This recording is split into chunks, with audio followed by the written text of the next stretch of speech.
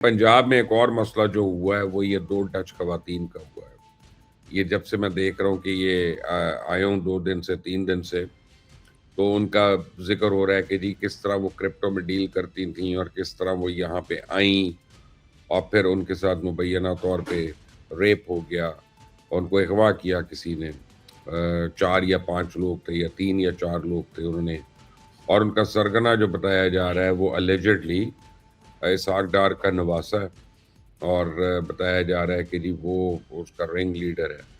तो यहाँ पे 2-3 बातें बड़ी इम्पोर्टेंट हैं। हो सकता है ना हो।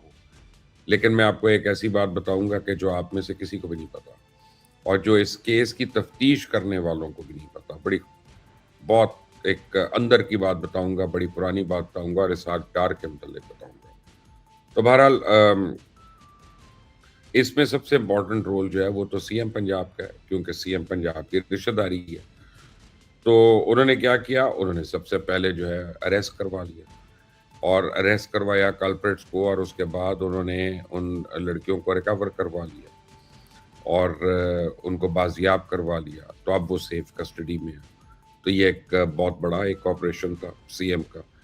उसके बाद इसहाक डार का नवासा कहाँ है? तो इसहाक डार का नवासा तो हवालात में इस वक्त अरेस्टेड है। क्या उस पे जुर्म साबित हो गया है? नहीं हुआ।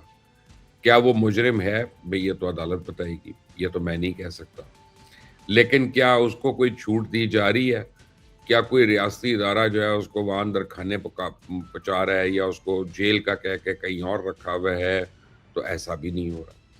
कोई भी हुकूमती इदारा जो है, पुलिस हो या कोई और हो, किसी किस्म का उनको अहकामात नहीं है कि जाकर उसको जनाब आप फैसिलिटेट करें या उसके लिए ख़्याल करें। तो मेरे ख़्याल में पंजाब गवर्नमेंट के इस कदम को एप्रिशिएट करना चाहिए कि वो लड़कियाँ जा रही थीं। वो पाकिस्तान से जा रही थीं और उनको रिक्वेस्ट की गई कि आप रुक जाएँ और अपना केस को परस्यू करें ताकि एक दफ़ा इनको सज़ा मिल जाए। वरना पाकिस्तान की भी आलमी सतह पे बड़ी बेइज़्ज़ती है।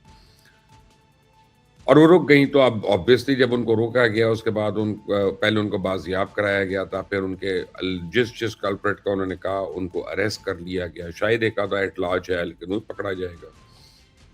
Now the law is taking its course, और इससे पहले कि इसके ऊपर हम अपनी-अपनी राय देना शुरू हो जाएँ और हम जो है वो हर तरह से हम हुकूमत को ब्लेम करना शुरू हो जाएँ, हमें ये एप्रिशिएट करना चाहिए कि हुकूमत ने बरवक़्त कदम करके ना सिर्फ उनको बाजियाब किया बल्कि कल्प्रिट्स को अरेस्ट किया, और आप उनके ऊपर केसेस जो हुए हैं वो भी देख लें।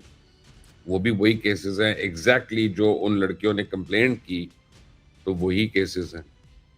तो अब क्या होगा आगे?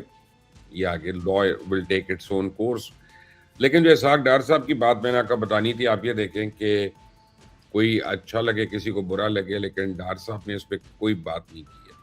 ना उन्होंने डिफेंड किया, ना वो सामने आई हैं, ना उन्होंने कहा है कि उनकी तरफ से कोई किसी को इत्तला मिली कि उन्होंने कोई रियासती इदारे को इस्तेमाल किया है अपने नवासे को हिरासत से निकालने के लिए या बाहर भेजने के लिए।